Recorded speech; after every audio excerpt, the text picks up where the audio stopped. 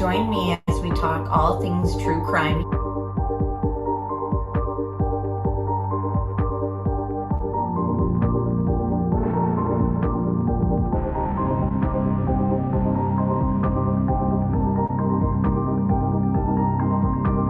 Made contact and shattered. The missing 4-year-old. The parents have called in and the mother has went through a wall, came home, now they can't find her. Chad, where are Lori's kids? They've been missing for 4 months. You have nothing to say? 4 were stabbed multiple times and were likely asleep during the attack. Some had defensive wounds. Most of them had just like one that was the lethal stab wound. Oh, what a tangled web we weave. Once I told a lie, and I told my family, I had to keep lying.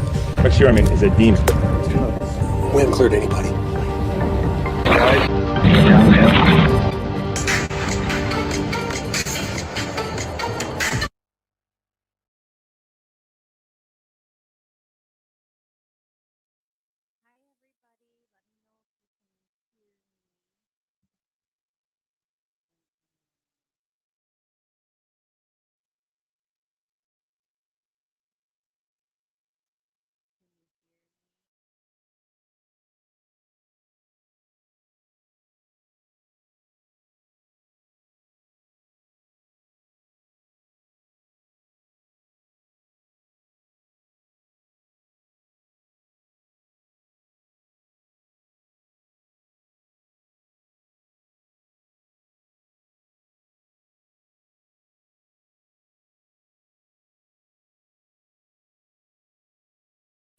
Okay, I'm testing the mic. I think it's working now. Okay, so thank you for joining me for another ATS News live stream. We are down this rabbit hole and this case that is going round in circles, it seems, with new things to report, all while still getting us nowhere. We'll start off with the glove that got reported back to a restaurant worker, that black glove, one of the 16 black gloves that was found, and that had no relevance to the case. The other thing that has come out, let me share my screen.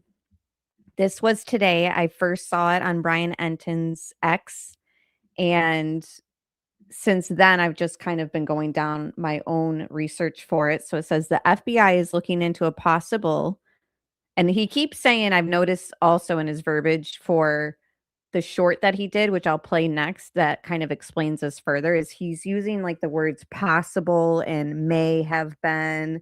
So again, like if you listen to what's being said, it's like, are they even sure? But we're going to talk about it anyways, because if the neighbor reported this, it's still interesting and we'll figure out what exactly it means. So FBI is looking into a possible internet outage during the time Nancy Guthrie went missing. One neighbor tells me his Ring camera history is mysteriously, quote, not available the night Nancy disappeared. So who is familiar with Ring cameras? Because that is something that will come up on your screen sometimes when your Wi-Fi is a little spotty or something like that. So if that's the case, that's interesting. So I was like, okay, what else is being said about this topic? So let me pull up again. You guys know Nerdy Addict through so many cases that we've he's a good web sleuth, that's for sure. And he also followed up Brian's report with more information. FBI agents returned to Nancy Guthrie's neighborhood Thursday. Now, this was also captured on JLR's live stream, which we're gonna refer to him after this quick little topic. While he's live streaming right now, it's pretty much the end of the night, which he just takes calls. And I have calls that have taken place throughout the week that I want to listen to with you guys that I found interesting. So he says, asking residents if they experienced internet outages the night the 84-year-old disappeared on February 1st, NBC News reports. So NBC was also reporting this in addition to Brian Enton. Several neighbors told investigators they had connectivity issues that evening. Pima County Sheriff Chris Nanos has declined to say whether a Wi-Fi jammer is suspected, saying investigators are examining every possible angle of their surveillance video. So of course, I'm like, wait, what are web or what are Wi-Fi jammers? And then you guys know Mel also is following this case and followed up with an example of a crime that was committed couple years ago or months ago. I can't remember because there's more than one video out there kind of on the subject, but pretty much shows you like what happens during a situation like that. This doorbell camera video shows what Bel Air, Texas police say are skilled thieves approaching a suburban home. But look what happens as they get closer. The camera starts to glitch and the picture warps, all because police say the thieves are using a jammer, a small device that disables a home's Wi-Fi.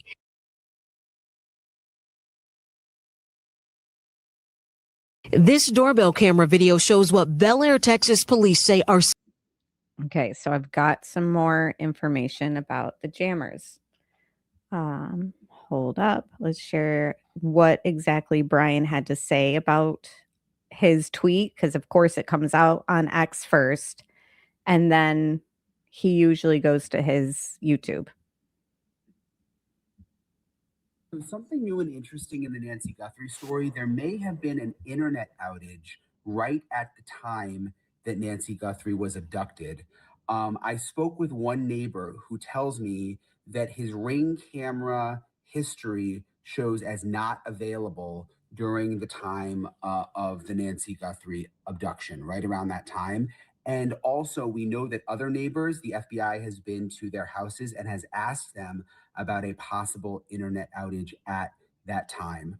What's interesting about this is if you look back at the surveillance photos and videos of the suspect, there's this antenna that is sticking out of the pocket, at least what appears to be an antenna. We're actually not sure what it is. It could be an antenna. I've heard some people say it's a walkie-talkie. Others, though, have suspected it could be a signal jammer, which could play into this whole issue with the possibility of an internet outage.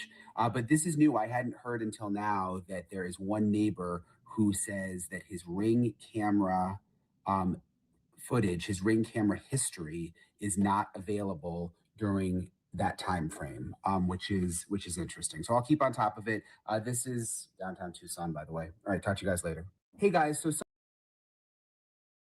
So that was more elaboration than what his tweet initially said. So basically, not only in addition to the neighbor telling himself, Brian, that his Ring camera, when he pulls up the timeline or the time that, because you can go back on your camera for those who don't know. I feel like nowadays a lot of people have either Ring or Nest like Nancy had.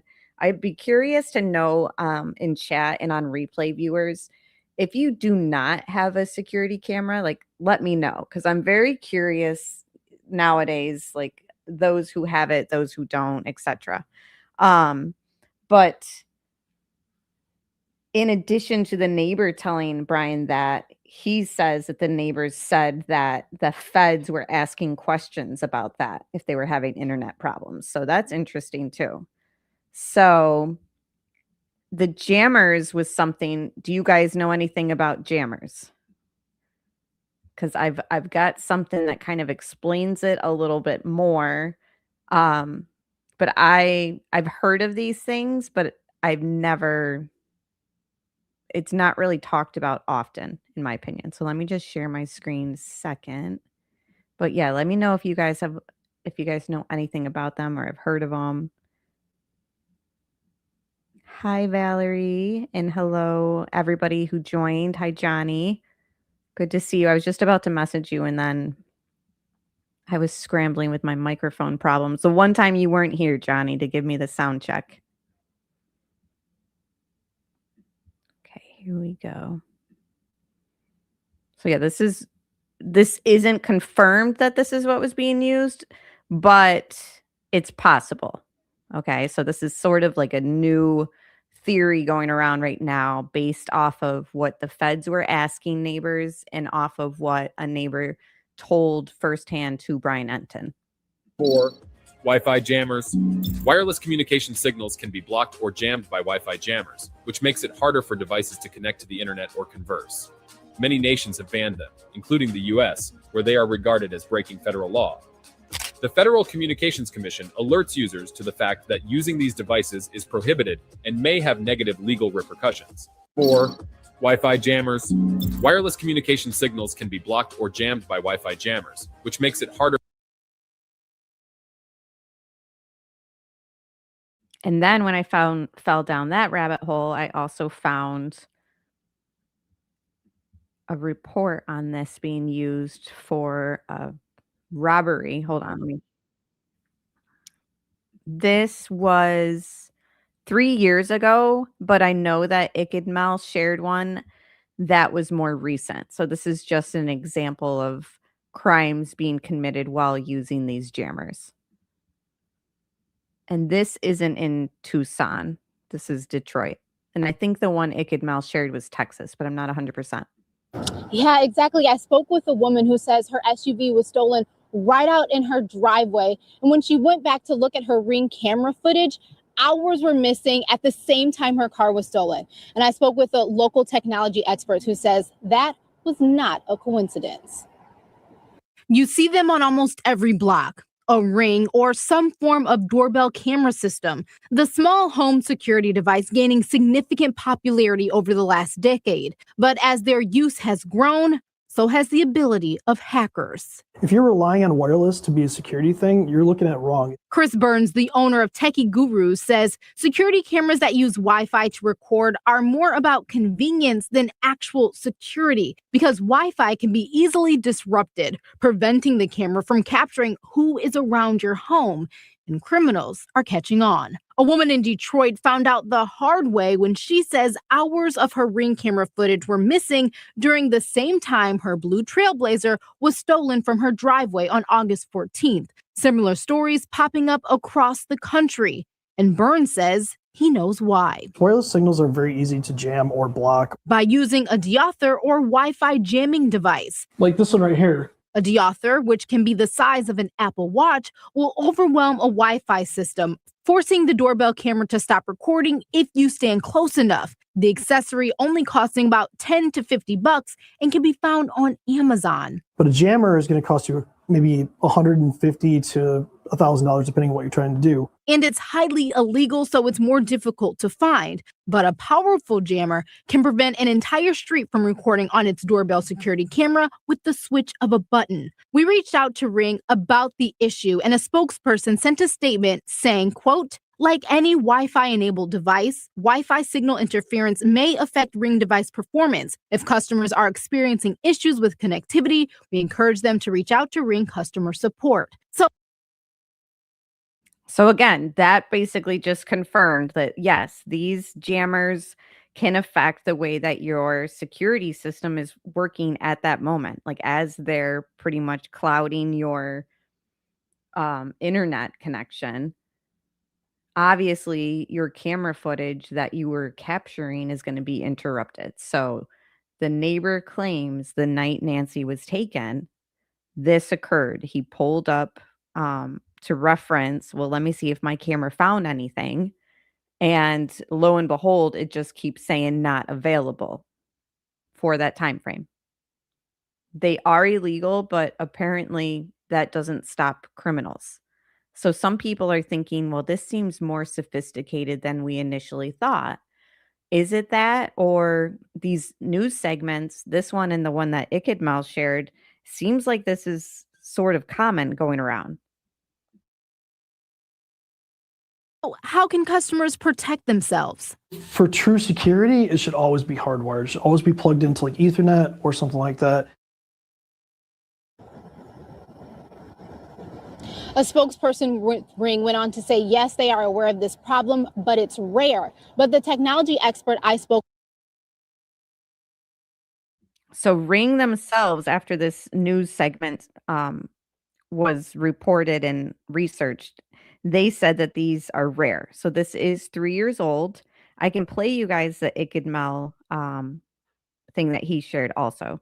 And then I will show you Brian Enton's post on X that shows you the neighbor and the distance between his Ring camera and the Nancy's house.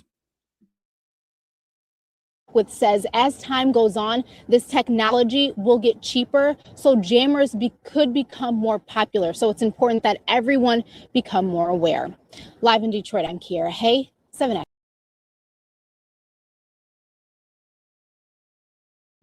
Okay, hold on. Let me pull up. I'll show you the example Ikidmal shared. Basically, same conversation, just a different example. What I also find very interesting too is for those who have followed the Watts case, this is very similar to the rabbit hole we fell down in that case when the router information was released to the public, and that showed interference in their Wi-Fi system that night too. And that's when it said like DDoS attacks, and then, which is pretty common, I guess, in Wi-Fi. Like you can have those attacks on your Wi-Fi like every day, really. A lot of us do. But for these things to kind of happen during the time of like a crime, sometimes, yes, these things happen daily, but sometimes things are a little too coincidental, in my opinion. Hold on, I'm still looking for this Ikidmal thing. Okay, I found it. I have a lot of links I want to share with you guys, so bear with me.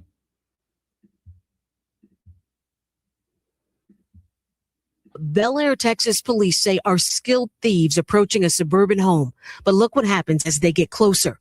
The camera starts to glitch and the picture warps, all because police say the thieves are using a jammer, a small device that disables a home's Wi-Fi. So that was just another example in Texas. This doorbell camera, and that was a few months ago. So these are being used for these crimes. And let's see what JLR is up to this moment. Again, I did save a lot of stuff I want to share with you guys. So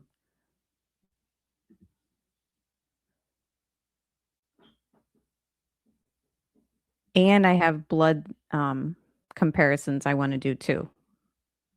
From Nancy's on the front porch that was confirmed to be hers, and another case that similar blood spatter was found. Okay, hold on. Let's see what's going on at the scene. We'll check in periodically. This is today. This is right now. Just in time. Just want to say hi. Hi. How are you? Hungry. How are you? How's it going? Welcome back. Thank you. What's the objective? Hopefully, catch some progression on this case. Hope for some progression. Pray. Nice to see you. Yeah, you too. I got nice to see you. Nice. Thank you. We're gonna go on some missions this weekend. Yes. All right. I got a scooter. You got a scooter? I got a little electric scooter in the back. You got the scooter? It's a mess back there, but yeah, I got a little electric scooter. Holy smokes! Yeah, you do. It's 2-wheel drive. Look at this. 2-wheel drive. Look at this. It goes like 45, 50 miles an hour. It has a 45-mile range on it. It's on. Dirt tires, got knobbies on it. What, brother? What up? All right. That's sick. Thanks. Yeah, that's nice. All right. Yeah. Sounds like a mission. So I got that thing fully charged, and that's been in my garage. I would have brought it out here if I knew, man. Is that your back and forth for the parking? That's my back and forth for the parking. Maybe we should go to Nogales this weekend. In Mexico? The on American this side. side. On the border. Yeah. I'm down. We see what's going on there. Maybe talk around, see if they came around there looking for Nancy or something. Well, I got to show a everyone really good Nogales. drone too. So Yeah, we'll Can't wait to see that thing. go on a Yeah. trip this weekend. It's- Plus, the it's weather's small, but cooperative. Still badass, right? Yeah, I'm stoked. All right, Anyways, I I'm got going you to do guys' my food. prayer. I'm going to do my prayer. Folks, praying for Nancy. Praying for Nancy's a safe return out front of the home here. Praying for Pima County Sheriff Nanos and the entire Pima County Sheriff's Department, including detectives, homicide division, canine units, everyone that has and continues to look for Nancy. Hopefully there's a lot. We want the whole force to find Nancy. For sure. We want answers. We just want answers. We want to know what happened here. We want to know, the public deserves answers too, because, this is a public interest case. You know, it's bigger than everything, and you know, we all deserve the right to know too what happened here. We're not getting the answers, so hopefully there will be answers. You know, praying for the Guthrie family, the entire Guthrie family. Can't imagine what they're going through. Just horrible. I'm pretty horrible, sure he's wrapping it up. horrible experience. He usually ends around this time every day. Just everyone that's been covering, all of you, blessings for all of you and everything, because a lot of you care. You know, I'm only here because of you guys. We're in this together, and it's just there's so many people watching, right? We're all watching. We want to know what happens. We want to know where their feds are Thank you, going, Lady what's happening, Tidy, for waiting becoming a for- member. Welcome. And every theory here, appreciate every theory, perspective, speculation, all that mixed with facts and your opinions and stuff like that. It's great. I think we have a really good chat. We talk to people, we interact, and you know, we're just waiting. We're waiting for something. We're waiting for the perp get caught, body found, she found safe. Would that be crazy if she was found safe? Hey, Karen. Hey, Found Amy. safe, that would be like the best story ever. Like this would be epic if suddenly she's alive. I think that would be like That'd be a miracle. You know, I hope it happens. I really do. I'll be here. I'll be here through the weekend and into next week. Because you all are, you know, pushing me to be here, and you know, I appreciate that. You know, and some of those people are still here, and I'm here. You know, I'm here, and this is a commitment. You know, once we start, we want to follow it through. So it's been kind of weird with the media from what I've seen in his live coverage. Yes, he's still there.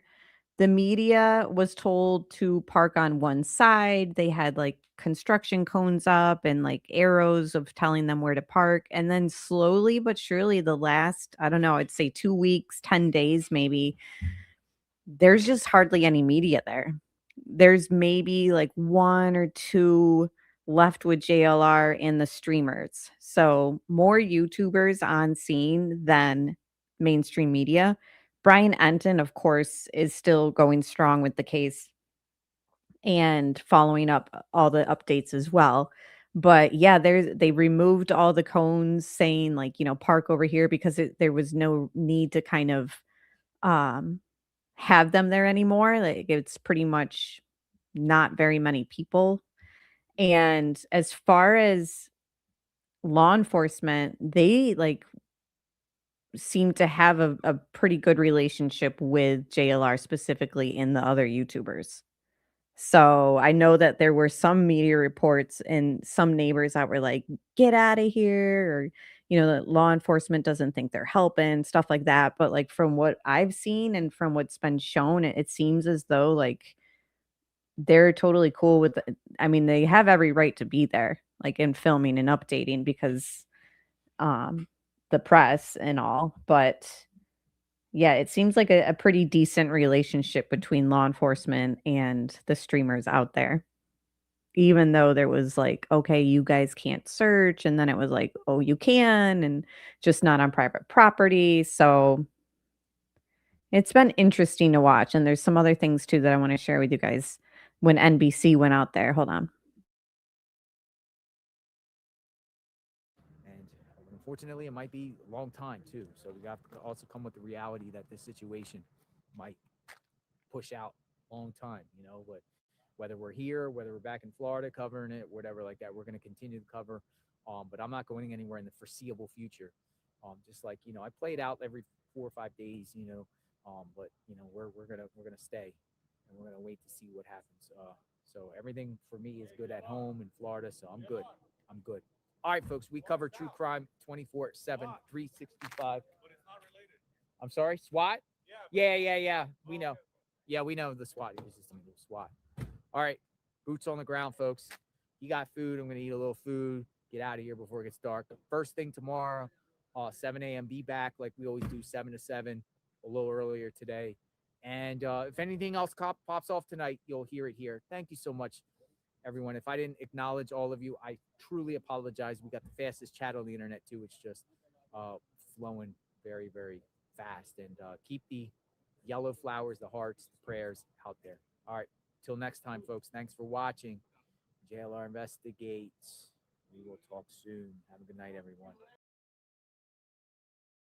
Yeah, I agree. JLR is very dedicated. He's down this rabbit hole as well. He, has at this point invested a lot of time and energy that I feel like he's not ready to walk away, even though he claims that he would have no problem if he needed to. Because some other streamer was out there talking to him like, I went home and I just felt like my time out there wasn't done, and then I really just want resolution in this. So I came back, and JLR was like, yeah, hopefully I don't get to that point, like where you can't walk away. But I'm thinking like, you're pretty close because you've been out there since the first week.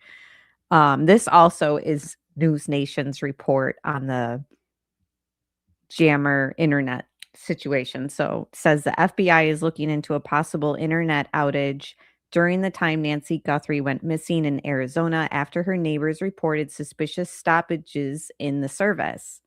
One neighbor told News Nation his Ring camera history is mysteriously, quote, not available from the night Guthrie disappeared. Other neighbors confirmed to News Nation that the FBI has asked them about a similar internet service disruption in the Tucson neighborhood on February 1st. Where is Nancy Guthrie? FBI searches home next door, speaks to neighbors. An antenna-like device seen in the pocket of the person whose image was captured. And I'll pull up that the little shorts that I made with the suspect on the front porch, and we can look at it. Again, this is just a theory. So this is what people have noticed in that image. An antenna-like device seen in, and we've also seen through this little research tonight that it doesn't even have to be that size. It could be the size of a watch, it showed. So these jammers aren't just specific to one shape and mold. So it says, whose image was captured by Guthrie's doorbell camera has prompted questions about whether it was a signal jammer, which could have caused a service outage in the area. On Thursday, FBI agents were seen investigating the home directly west of Guthrie's, and I'll show you that as well, as the search for the missing 84-year-old mother of the Today Show anchor Savannah Guthrie entered its second month. Nancy Guthrie's search enters its second month. Guthrie was reported missing February 1st, and authorities believe she was abducted from her home in the late night and early morning hours. Although multiple ransom notes have been reported, Guthrie has still not been located. So it seems like they really are reporting like these ransom notes as something significant. Remember the last time they were kind of talking about them, as they said some of them they believed right away were fake and stuff. So it's like, I wish they could just clarify which ones they are focusing on. Like we know that people did get arrested for pretty much creating fake ransoms in this, but there's been so many. Like, hasn't TMC come forward with like 4 or 5? And I noticed that TMZ was the first one to report video of Savannah at the NBC New York City place that she like streams her show from. Just notice that TMZ was the first on that as well. Pima County Sheriff Chris Danos told NBC News investigators are definitely closer, this is a quote, to tracking down a suspect or suspects, plural, in the case. And then let's see what this has to say. Disappearance of Nancy Guthrie. From the start, a common assumption was that this was a relatively amateur operation. Premeditated, yes, but not that sophisticated. Well, now there's a major new focus as the search nears week number 6. The FBI is now looking at internet outages around the time the 84-year-old disappeared. The new development comes as FBI agents head back to Guthrie's Tucson neighborhood and canvass residents there door to door. They're asking if anyone's internet went out that morning, the morning that Guthrie vanished. If so, it could have disabled their surveillance cameras during that critical time period and prevented them from recording what could be valuable evidence in Guthrie's case. This all comes as investigators zero in further on the doorbell camera video. It's really the only clue they have so far, capturing the masked suspect approaching Nancy's door. Here's what they're now focused on. See that small black device that was in the man's pocket? They're wondering if this could be a signal jammer, which the suspect could have used to cause an internet blackout. It's a theory that our own Brian Enton checked out. Brian, you made some interesting discoveries as you went around in the neighborhood. What did you find? Yeah, it's interesting, Elizabeth. You know, we knew for the last couple of days that the FBI and the Pima County Sheriff's detectives were asking neighbors right near Nancy's house if they had any kind of internet outage or internet disruption around the time that Nancy went missing, early morning hours of February 1st. And it turns out there are neighbors behind Nancy's house, like back behind the house, there's a desert area, and then they live on the other side. And right around the time of Nancy's disappearance, 2 of their Ring cameras on the back side of the house, which would have been closest to Nancy's house, were not working. They showed up as not available, which is apparently something that has never happened before. And it only happened during that period, early morning hours, February 1st. Also interesting, at the same time, Elizabeth, they tell me that their dog woke them up in the middle of the night, which is something that has basically never happened before, they say, and wanted to go outside, and then was staring in the direction of Nancy's house. Now, there's been these questions about the possibility of signal jammers. You showed the picture of one. There's a little antenna sticking out of the suspect's pocket, it appears to be. Could be a walkie-talkie. It's possible it's a signal jammer. It's also possible, if it was one, that it would have knocked out Ring cameras and cell phones in the area while he was there. We know the FBI is looking into it, Elizabeth. Fascinating. All right, Brian Enton, thank you so much.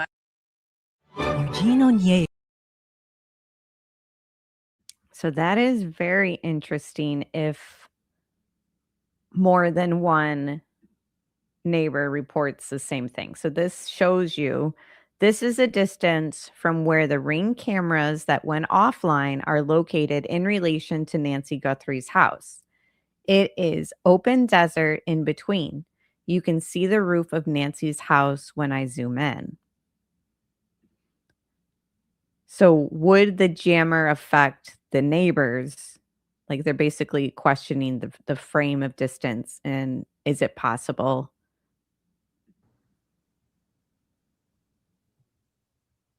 And that's Nancy's house.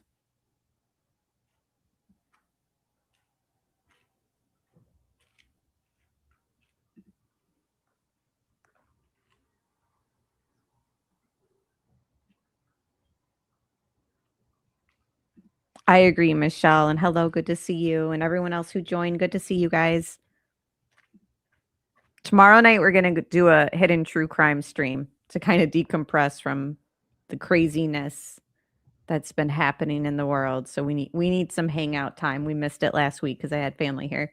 So I hope you guys can join me tomorrow night to kind of hang out on our Saturday night. And then on Sunday, we're doing part 2 for our Watts polygraph breakdown. And yeah, I'm just following JLR, his coverage, Brian Enton. Both of them I follow on X. Let's also get a little refresh and relook at the suspect before we switch up the screen. I want to kind of just talk about one more thing in relation to the Wi-Fi issues, and then play some call-ins that took place during the week on JLR's stream and compare blood spatter as well. So hold on.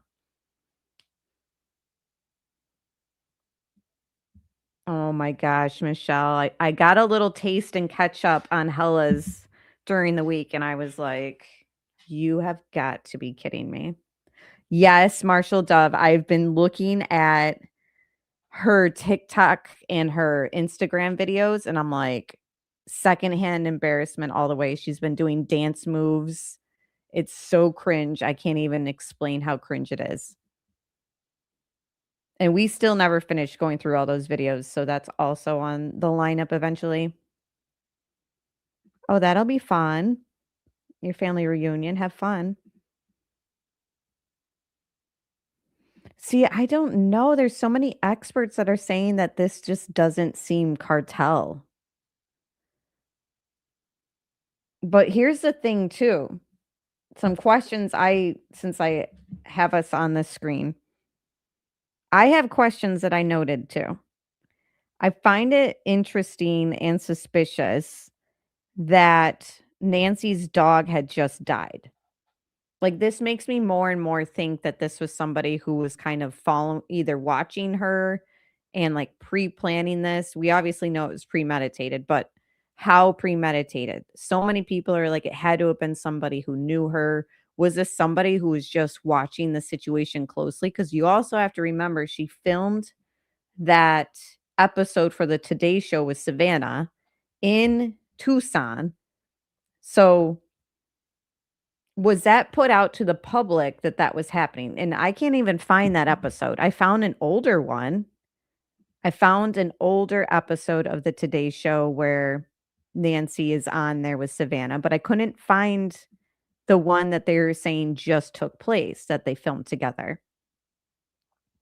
Okay, hold on. Let's look at, so DDoS attacks are also Wi-Fi attacks, basically, and disruptions that can take place that can affect Ring cameras. So I just wanted to show you guys this as well. So of course it's the same as those jammers, but it was just something that I noticed was in the Watts case during the time of the crime that they allege. And it seems as though if more people are referring to outages around that time, like something might have been happening. It's just interesting the routes that criminals are using, right?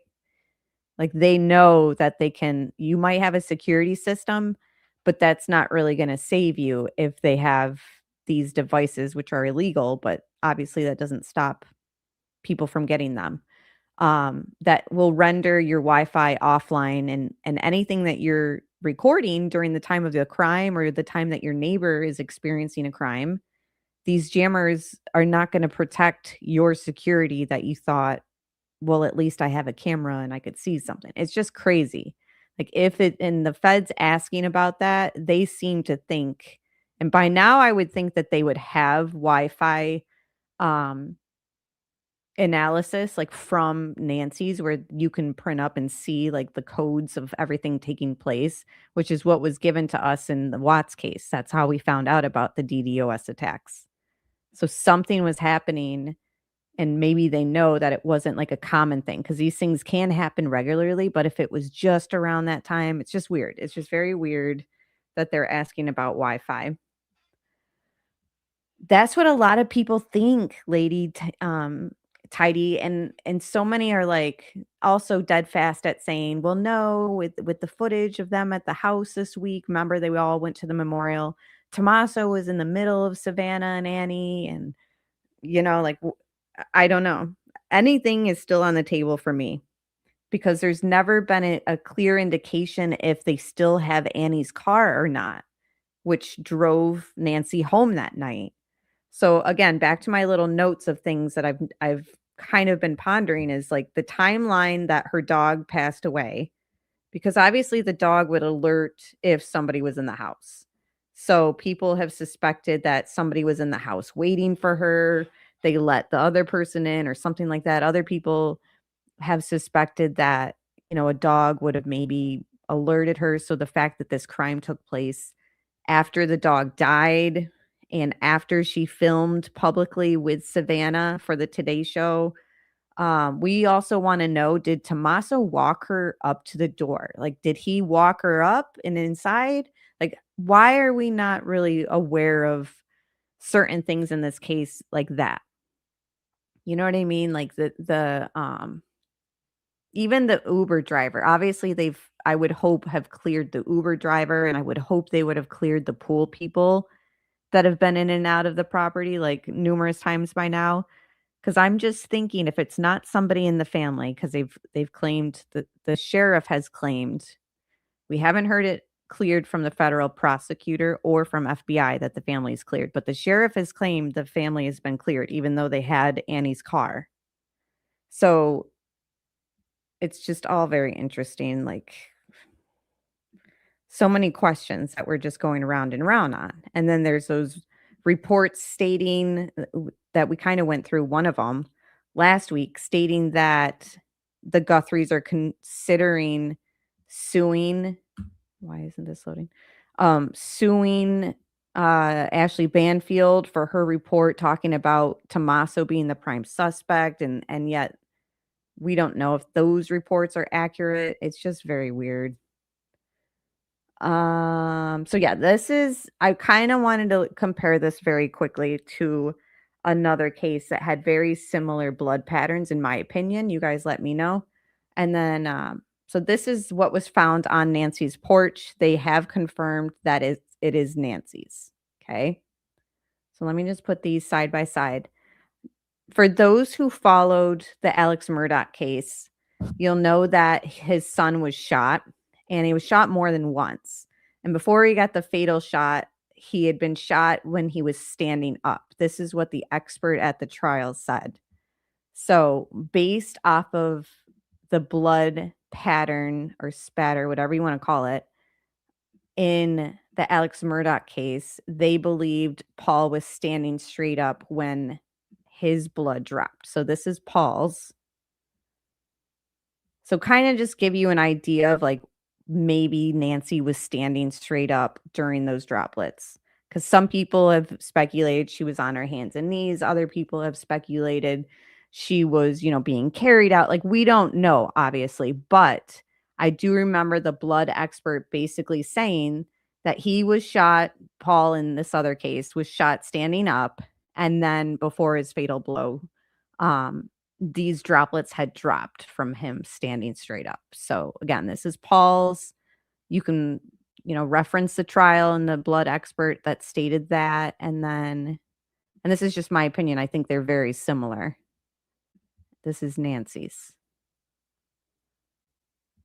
So I'm thinking that there's two people, more than one person involved, and that they kind of, have her able to walk out, but they had struck her some way, shape, or form to gain control. That's the thing, Valerie. Thank you for answering that question, because I think I said it out loud. So people have also said that that's not confirmed and that that's a rumor that they gave Annie's car back. So where do you have the source of that? I'm just trying to iron out like where this stuff's coming from. I'm not saying that you're wrong. I'm just wondering, like, I also heard that they gave the car back this week, but I haven't seen it stated, and which is a problem with the sheriff not doing public pressers or anything. You know what I mean? So what do I want to share now? So yeah, this was an episode. It's 2 minutes long. This was 4 years ago. Like I said, tried to hunt down the filming.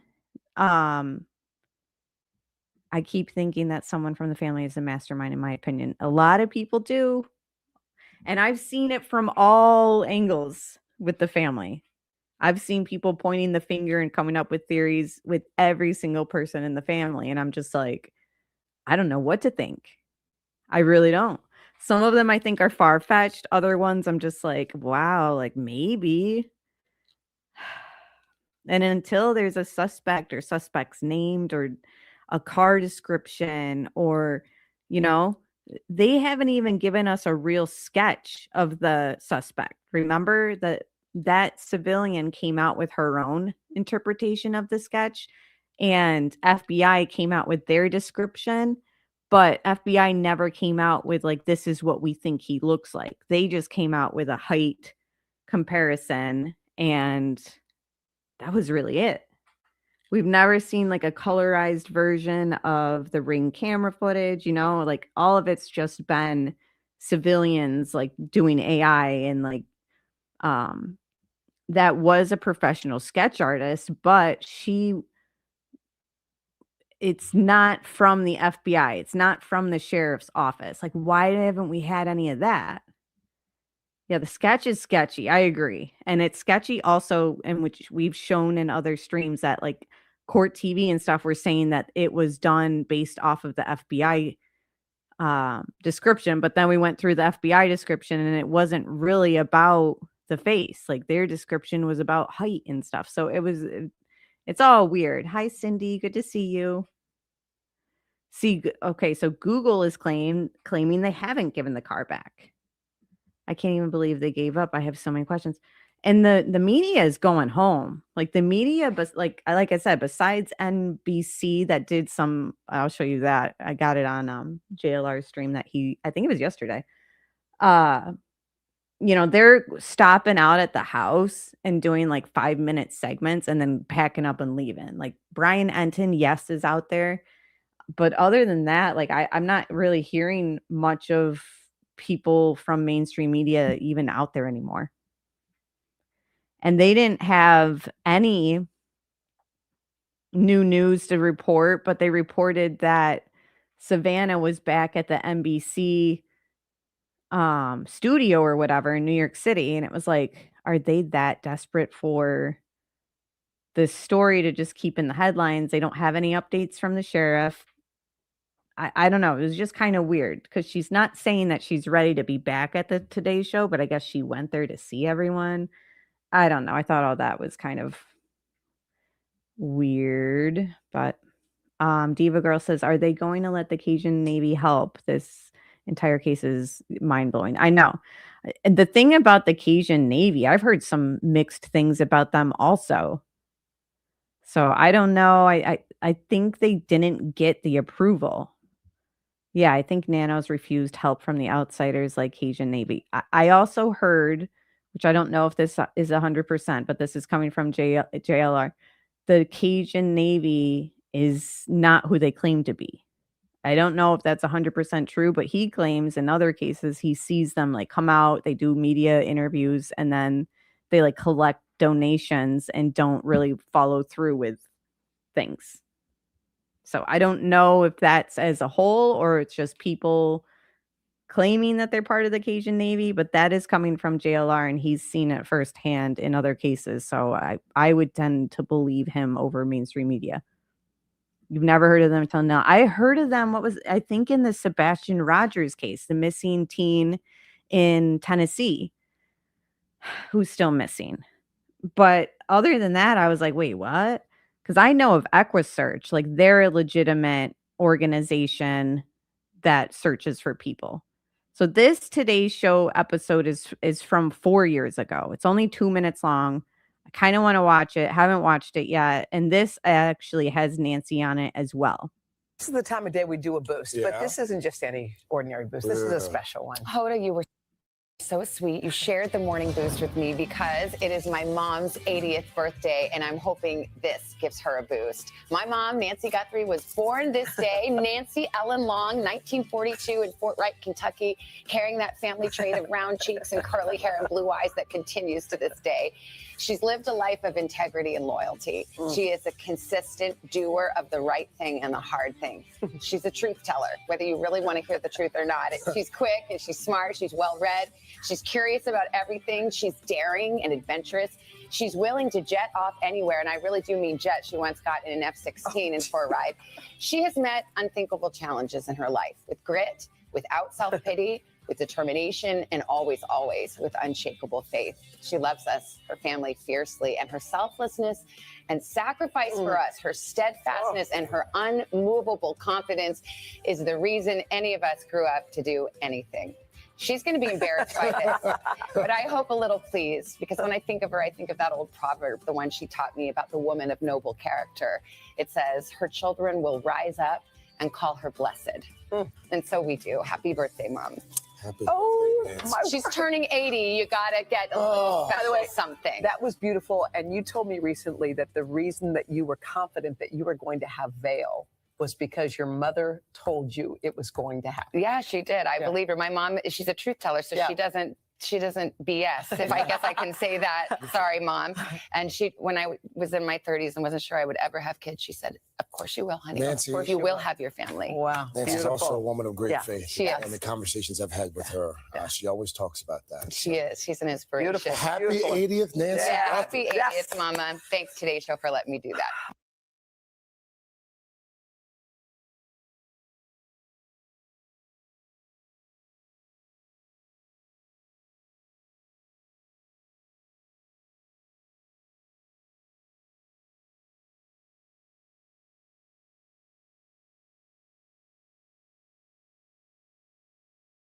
Sorry, I was just clicking around screens. But yeah, very sad. That was 4 years ago, of course. But so did they just film the most recent one or did that air? Does anybody know? Because remember, they were saying that she filmed with Savannah recently, but I couldn't find the most recent one. So I was like, okay, that was the only one I could find. History. This was a call that took place a while ago at this point.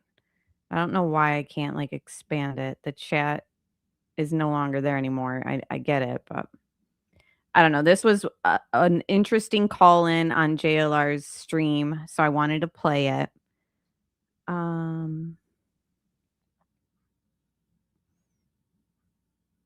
I know, and I don't think that she needs to go back. Like, there's no rush. You know, they've made zero progress in the case. Like, I don't think I could work. You know, like I would be waiting near the phone all day long. But I don't, maybe she's the type of person that feels better when she's working. But yeah, I don't know.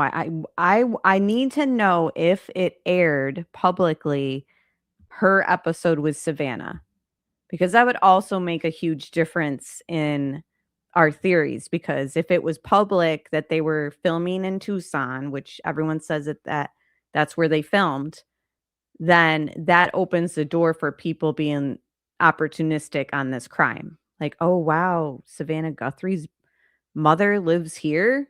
And then they do their research and they find out like, oh, okay, wow, okay, she lives alone. It seems like it doesn't seem like it would be hard to find her routine. So she leaves, she doesn't even leave for church. She does it weekly online, which is how everything kind of got tipped off because they hadn't heard from her. So she's 84 years old, a very easy target as well. You know what I mean? How long were they watching? Did they know like, oh, she's got a dog, maybe we should back up, but then the dog dies? Like, we just need to know more.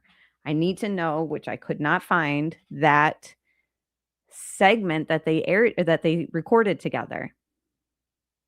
Like, was that ever made public? Why can't I find it?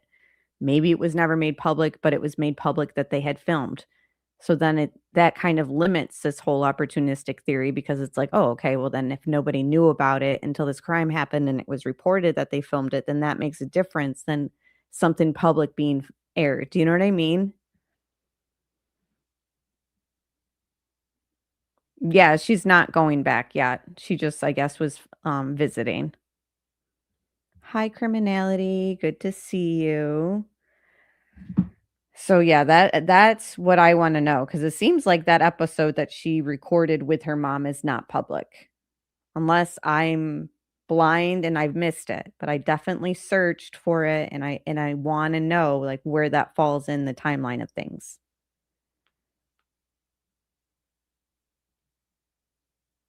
So let's hear what this caller had to say. I don't even remember at this point because I just have saved the screen. Well, I could say with that. Is there a history? I could say with that, there is people that already submitted FOIA requests. Yes. To find out if there's been. Okay.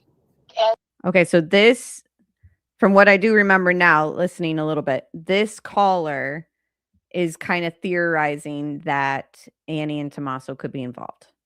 So if that's going to trigger people, I get it, because the sheriff has cleared them, but I don't know. Yeah, Google said the last time she appeared on the Today Show is 2023.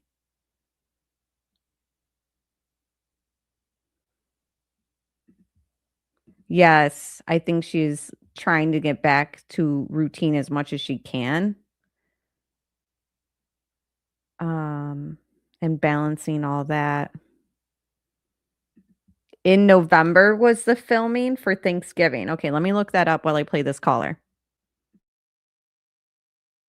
As you watch it, there is a moment where Annie is almost laughable as she tries to fake sadness. So this caller is talking about the first video that the family put out basically pleading for their mother's return. This is her opinion. I thought it was an interesting call. So. Tears, remorse. It was ridiculous. And I was like, she is so into knowing what's going on. And it so reminded me of Susan Smith, who you just a little bit ago talked about. Okay, so the one I played for you guys was 4 years ago. I'm seeing here the 2023 one you were referring to, Cindy, in chat. So that leads me to believe that, like we suspected, the one that she filmed with her mom recently never aired ever. So that kind of limits this whole opportunistic, like people saw that she lived in Tucson and then came up with the crime after seeing that. So, but it doesn't, it just seems so much like this was somebody that knew her. That's all I keep thinking. And that this was a kidnapping gone wrong. Like they had hoped to get the money, but either, like we see, she was bleeding at the scene. They called in the homicide unit as well right away. Something else that people kind of don't forget, but like we need to keep remembering that this was treated like a homicide from like the very beginning by calling in the unit. Hey, Brooks, good to see you.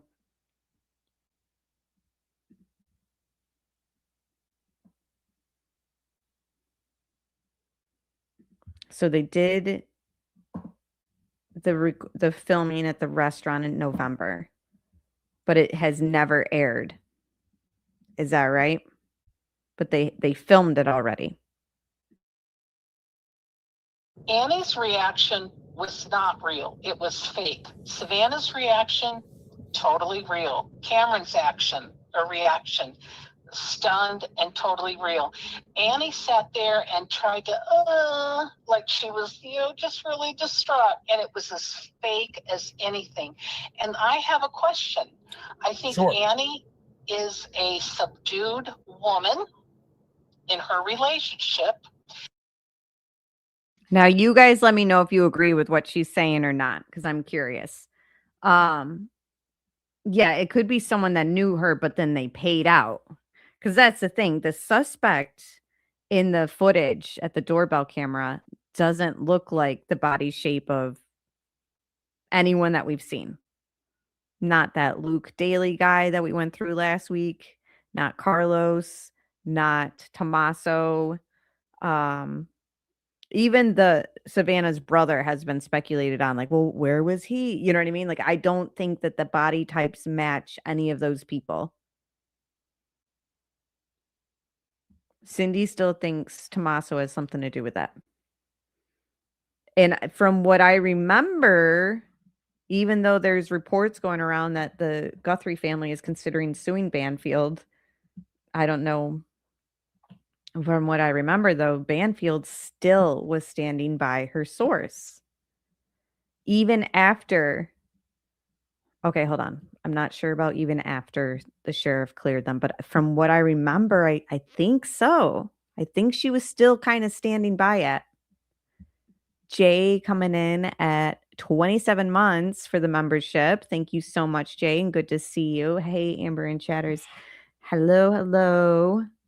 I know it was stated that the family was cleared, but did they say any of their associates were also? More questions than any answers? That's so true too. Like the verbiage matters. The statement to the public matters. The close family might not have been the ones that did it, right? They're cleared from the very beginning, Nanos claims. But does that mean cleared as in like they weren't the ones physically doing it? Like what exactly? And again, it's the federal prosecutor who's going to do the clearing ultimately. So sheriff stating something, like what exactly is he clearing them for, you know? Because you could be cleared for the kidnapping, but maybe you're not cleared for conspiring or something like that. You know what I mean? November 5th, 2025 on Today's Show, search Savannah Guthrie returns. Okay. Thank you, Karen. Let me do that right now. And has there ever been any calls made from Annie's residence to the police regarding fights, domestic violence, or anything, or help in any way prior to Nancy's abduction? Is there a history? Well, I could say with that, there is people that already submitted FOIA requests. Yes. To find out if there's been any calls of anything for.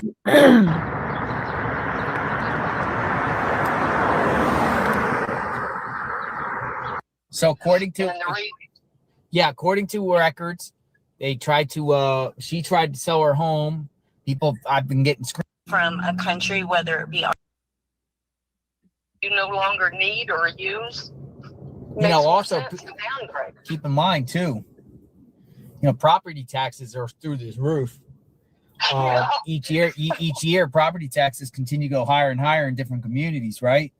So you got to keep in mind, if you're going from a $350,000 home to a $650,000 home, that's a significant increase in your property taxes too. Yeah. Because with gambling. I was just gonna say gambling, or also, it's kind of weird that the gem show that's a big thing, I guess, the gems big show. Thing. So and it's kind of funny that it happened on that weekend of all times, and that Annie is involved in the gem shows, jewelry, all of that. So I'm leaning towards that. I'm leaning towards something, maybe a bad deal with the gems happened. I don't know. And that's what I think. And I still don't see it, Karen. I don't know why.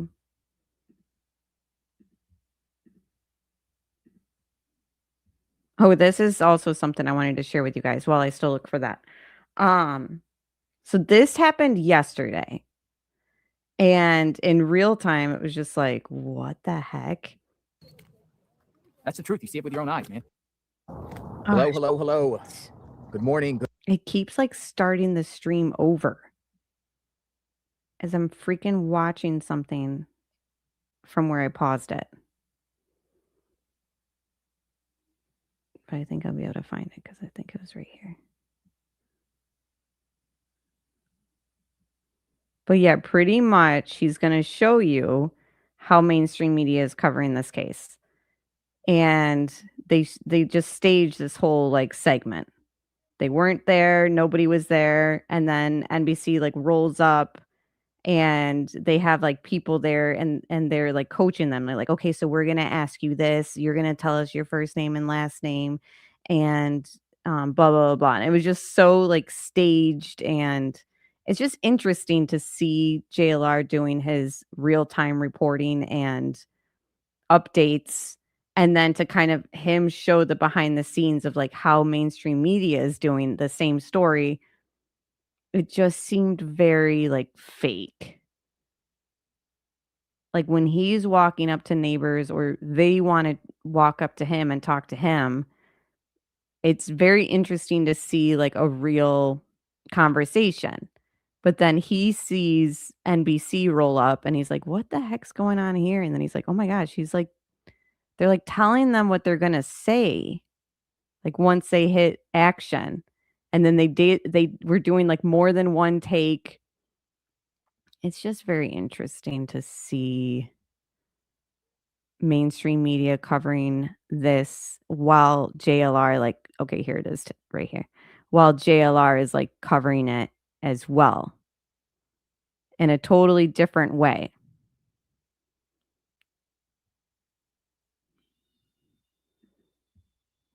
Did you guys see this? That's a museum. I've been painting for a while. And in fact, I have in Bisbee, I have my paintings all over the restaurants.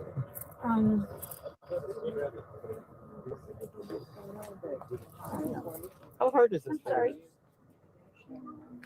I'm sorry.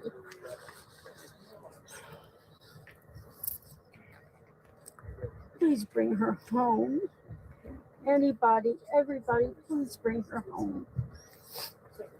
I won't be able to rest without knowing she's there. This has hit you hard.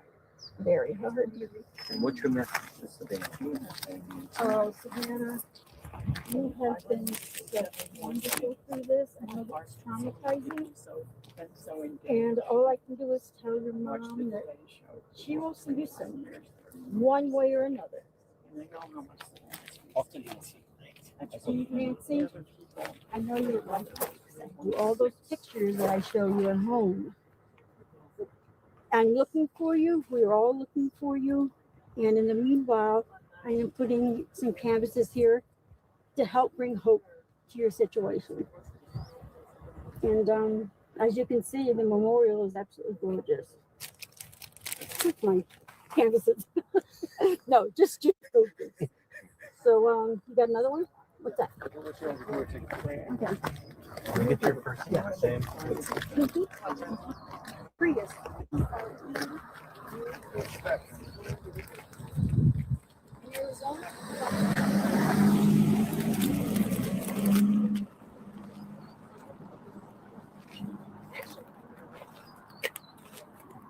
Okay, Karen, that's perfect.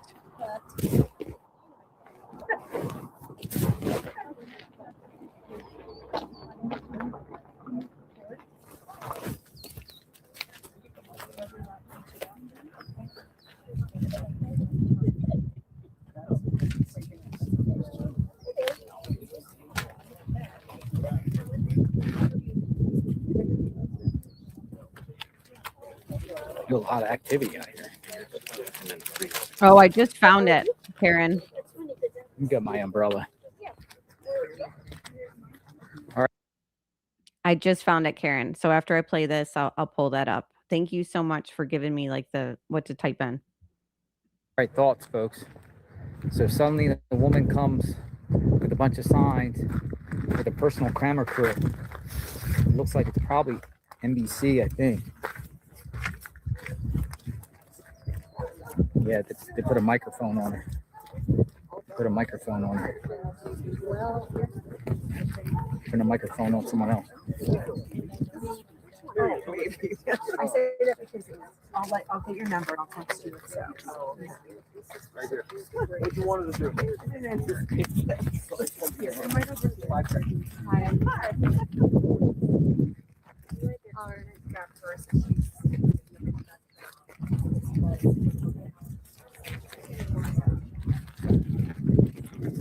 A little windy out here.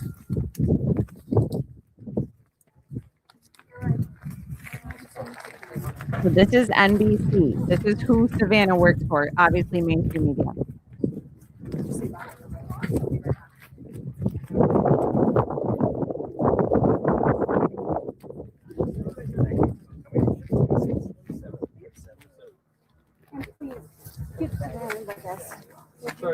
Tell her her smile just makes you light up. Oh yes, Cindy. I've been watching him for years.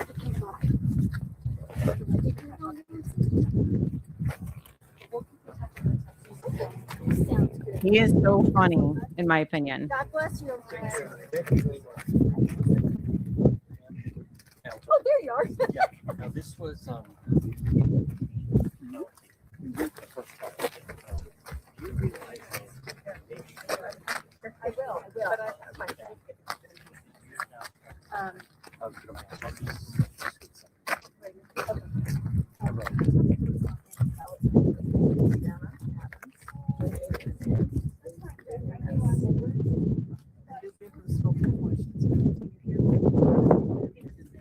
We're going to do a quick class so we can all just like a shot. Tell me why you came by. I had some time to spare before I was meeting my girlfriend to go look at houses, and I thought I have been watching the whole story since it started to unfold, and so I decided to go get a plant and come up here and see if I could find it first of all. It's so remote, and then come up and pay my respects and give my support. It's hard not knowing, where your family is, and my heart just goes out to I've watched the Today Show for many years, and you become family. And so I just came up here just to give my support.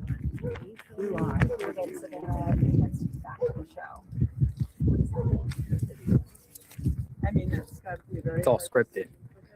It's all scripted. Action, take over. NBC brought a bunch of ladies here with a camera crew to do like all range, but they're asking them as if they don't know them. But what brings you here? But they all came with NBC. Dude, it's all scripted, man. She did action, take two, like that.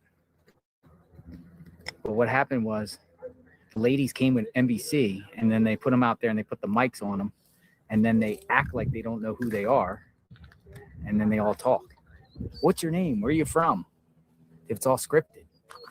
Unbelievable. That's the truth. You see it with your own eyes, man. They all came together. And an NBC film crew. It's all scripted, man. Unbelievable, dude. That's crazy.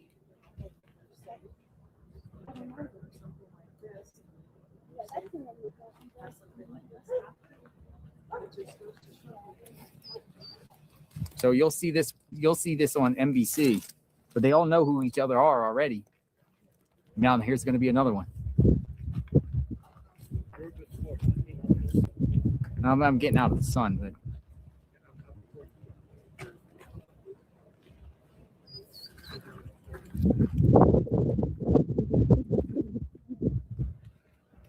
it's pretty crazy.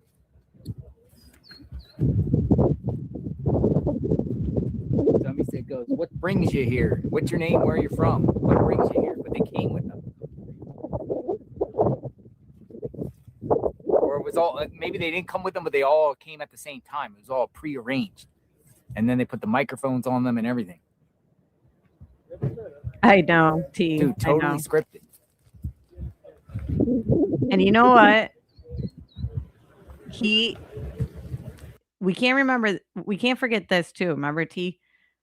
Watts case, Agent Kobach, CBI Agent Kobach, shows Nicole Kessinger via text message an article about her being married to some Michael Turtle guy. Remember?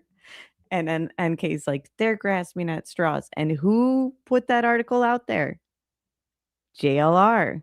JLR was reporting on Nicole Kessinger before we all even knew who she was, pretty much. Like, he definitely digs. And like, I trust his research. I really do.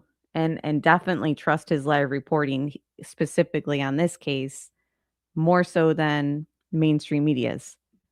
Hello, JST. Good to see you.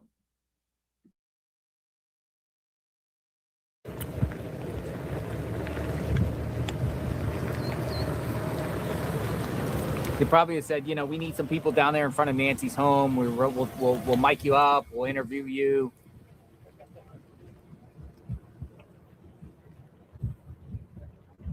But honestly, being on YouTube, this song, I've seen other YouTubers have a worse history than JLR. Like I really think certain people can turn themselves around, others not so much. And we've also seen that on YouTube too.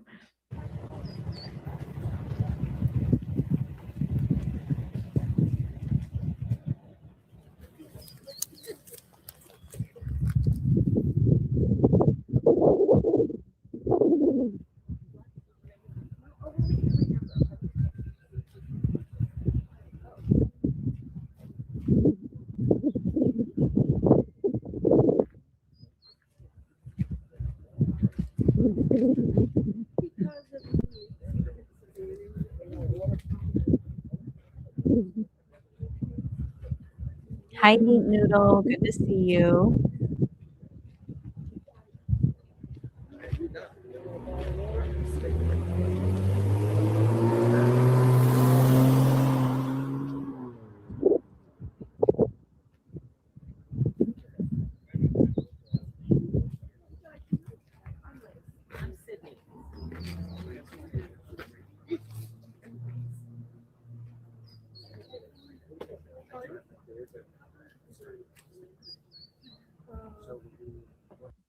take action.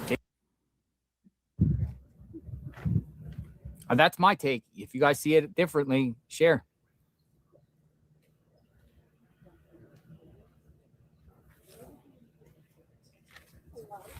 Nah, that's not my job to confront them.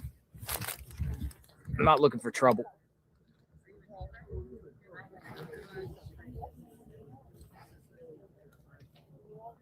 Scripted for NBC Dateline.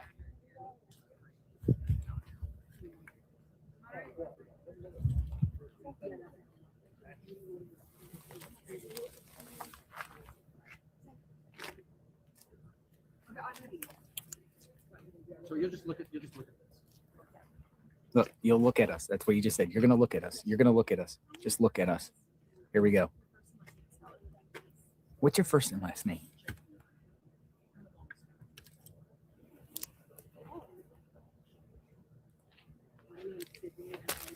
That's crazy, folks. So expect to see individuals here on Dateline or some NBC program. Look, give the clap. Look, watch. Clap. Action. Did you just see that? They said give the clap. Action. Everyone clap. Action. Take one. Over.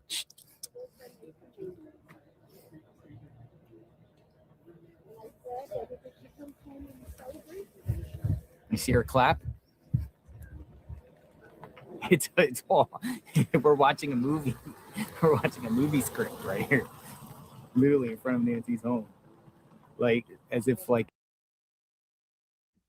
Having a streamer film mainstream media record, it does sort of feel like the Truman Show, the movie The Truman Show, or that we're in some sort of matrix right here. It's so weird to see the behind the scenes. I think the woman in the plaid, if I remember correctly, like tears up too, and then all of a sudden they wrap up shooting. NBC just rolled up on some ladies here at the house, right? No, they all organized. They said, come here and we'll do a whole interview and we'll act like we don't know you and ask why you're here and what's your name.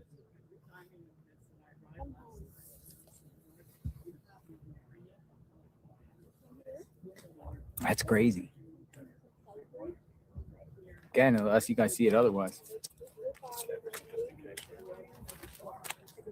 I'll let you know if anything else is going on.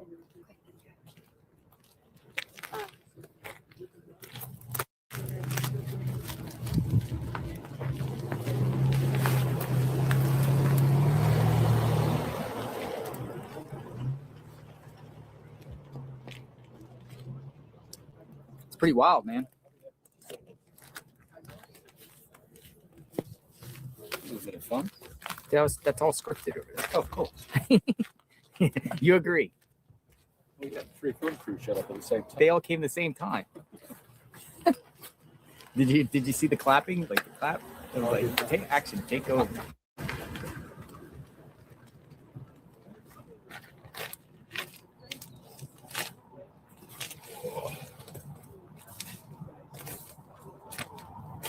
You can't see it because it says the live chat is disabled, but people were like, this is so fake. Are these crisis actors? Did they even know Nancy? Like they were like really like wanting to know the scoop on this whole NBC thing. Oh, look at that one. That's. Let's see, the Cybertruck got out of there. Michigan girl says disgraceful. Act like they don't know them. Oh yeah, what brings you out here? Yeah, you brought us here. You're the one that told us to come here.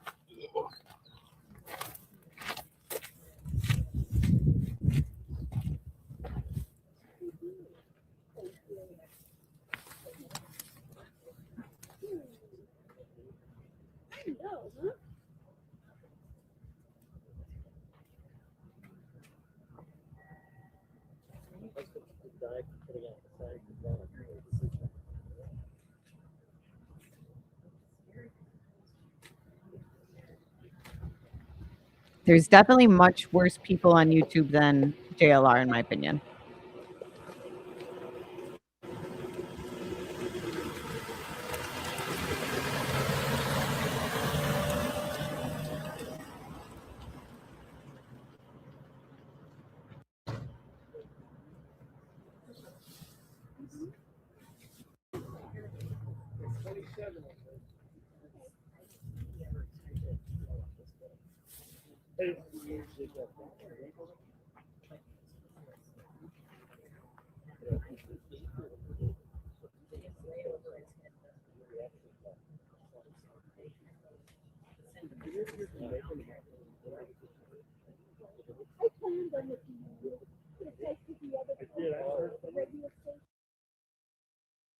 And think about this, looking at this footage and what's going on here, and also remembering that the sheriff department, I muted it. The sheriff department is filming a reality show. Remember that part of all this?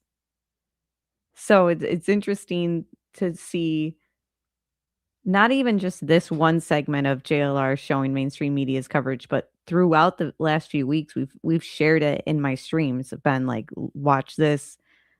Jake Tapper, of course, had to ask streamers and people there, like, which one was Nancy's house. Like, they got no idea what they're doing, but they're filming for CNN, NBC, etc.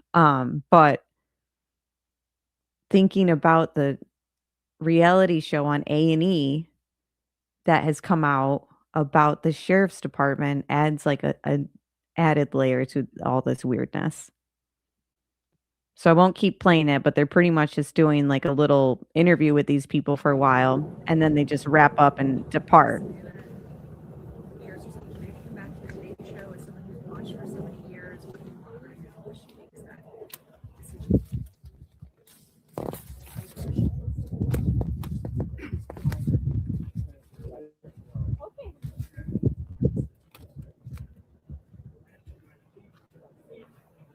Like, are these church people? Because we haven't seen very many people come forward about knowing Nancy.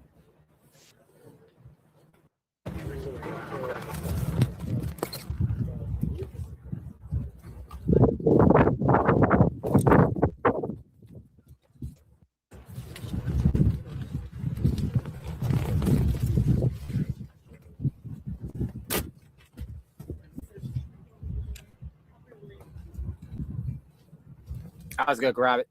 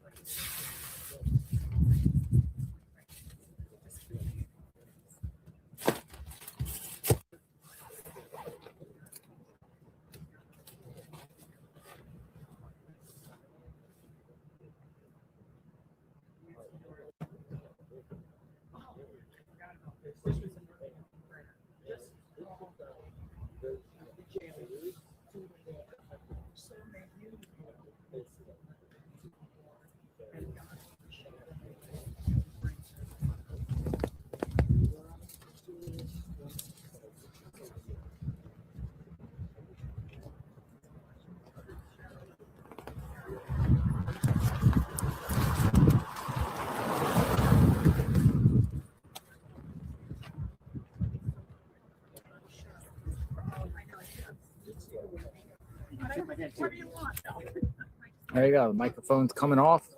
Microphone's coming off. Microphone's coming off.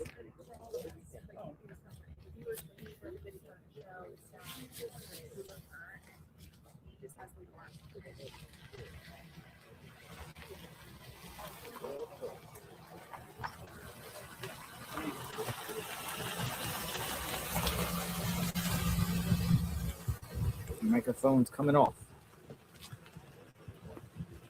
Now.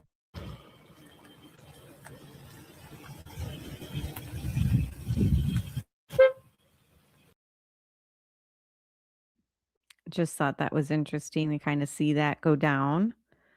And it reminds me of this movie. I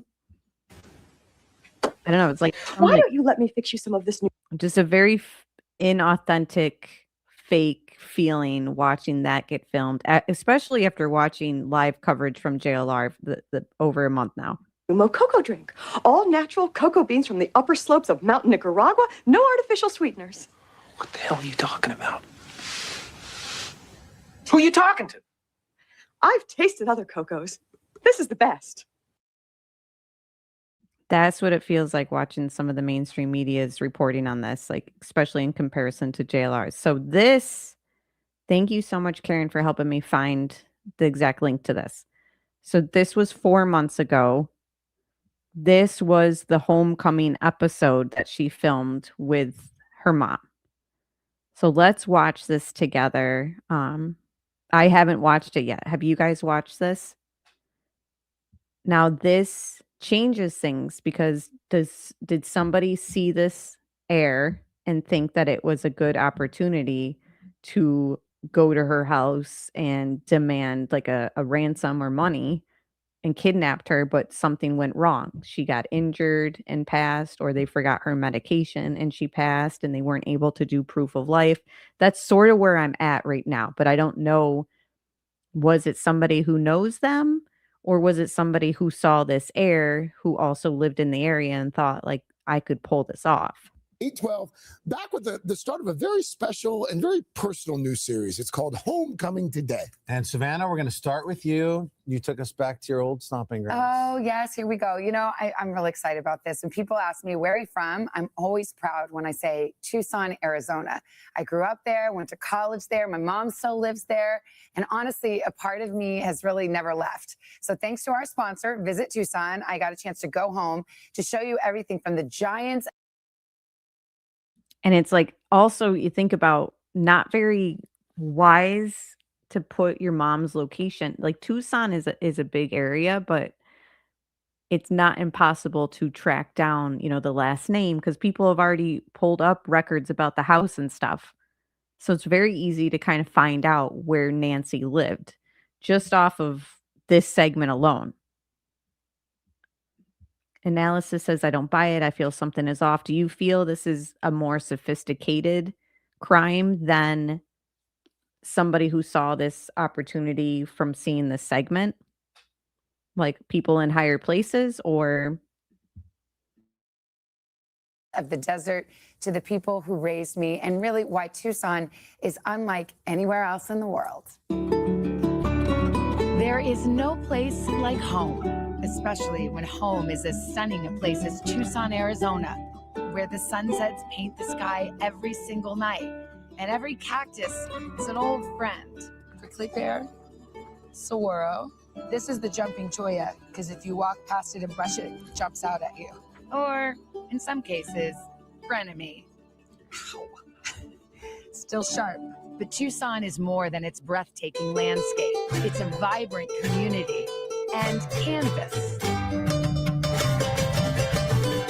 Hi, Joe. I'm Savannah Guthrie. Nice to meet you.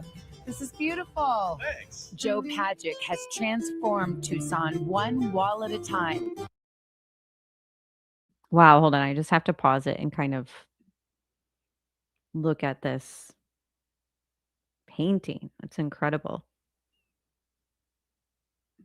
Turning bland buildings into colorful celebrations of desert life and culture. Just gonna do a little arc like that. Okay. I'm leaving my mark on Tucson. Yeah, that's a finished Gila Monster tail.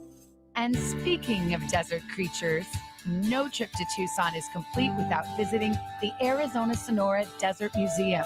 A frequent elementary school field trip for me, it's home to hundreds of animals native to the Sonoran Desert. Like javelinas, those wild rascals that were always knocking over our trash cans growing up. And a brand new bouncing baby. This is our porcupine pine cone who actually came to us from New York. After weeks in quarantine, he's making his big debut with us. Honey, I'm bringing home a pet. But it was all just a warm-up for Klaus. He's about as close to a flying puppy as you can get. Okay. So, Woman, 53, dies in hometown, felled by ferocious puppy owl. Klaus. Kind of eerie. She made like a joke about herself dying. I think inside job, letting her mom's local out is to later blame someone else. I see. So you're saying that it was premeditated even before this segment came out. It's also interesting that this was the first episode of this new series that Today was doing. So I think that that's also interesting. It's like they started with Savannah. Oh God. Oh my God. Oh my God. So this is close. And for those who think that this is a bigger deal, just to add to some of the conspiracy out there, she came out and went to the Today Show studio on the 33rd. I think they said something about it being the 33rd day of her mother missing, and the 33 is tied to occult things. Just not saying that that's the route I'm going in, but everything's on the table for me, and that was something that I noted. Are you okay? I'm okay. Okay, Klaus. Well, it was nice to meet you and everything. Okay, bye. Because like one thing that I've learned too in listening to the call-ins on JLRs is everyone is all over the place on their theories with this. Overcoming your fears. Yes, you did fantastic. You did fantastic. And speaking of girls gone wild, Tucson is also. I don't know, to lady. college. I can't. I'm sharing just different theories that I've seen out there about it. So some people think that she had something to do with it. Some people think that this happened because of her, like either like an obsessed fan or something related to Epstein interviews that she did. Other people think that it's related to her connections with Clinton. Like, I don't know. There's so many things out there. And there's people who, like, I could share with you guys a Instagrammer that has her own theory about this too. Hold on. I believe it. I'm back. This is my alma mater, the University of Arizona. It's just as beautiful and sunny as it ever was. But I want to meet some real students of today.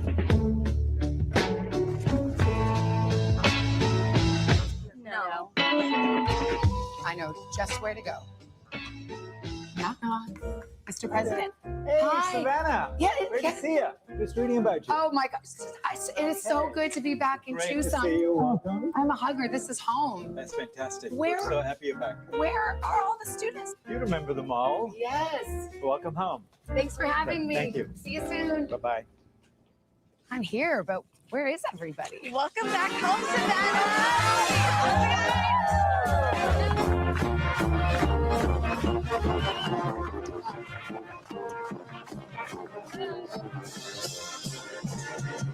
I think this is my sorority house. I think this is the Pi house. I gotta go. Hello? Anybody home? Hello? Yes. Oh, hi. Hi, I'm Savannah Guthrie. Pi, Blood Class 90. 1 second. You might want to back up a little bit.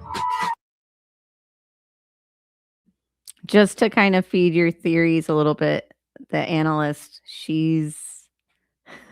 some people are skeptical about people who join these Greek societies. Just saying. Just wanted to add that out there, just to fuel those conspiracy theorists in that direction. Hold on, let me show you, and you let me know what you guys think. I'm not necessarily saying I believe this, but I'm just sharing what other people believe, because there's really people who are thinking this is a lot deeper. I'm thinking it's something more simple. Like, I'm thinking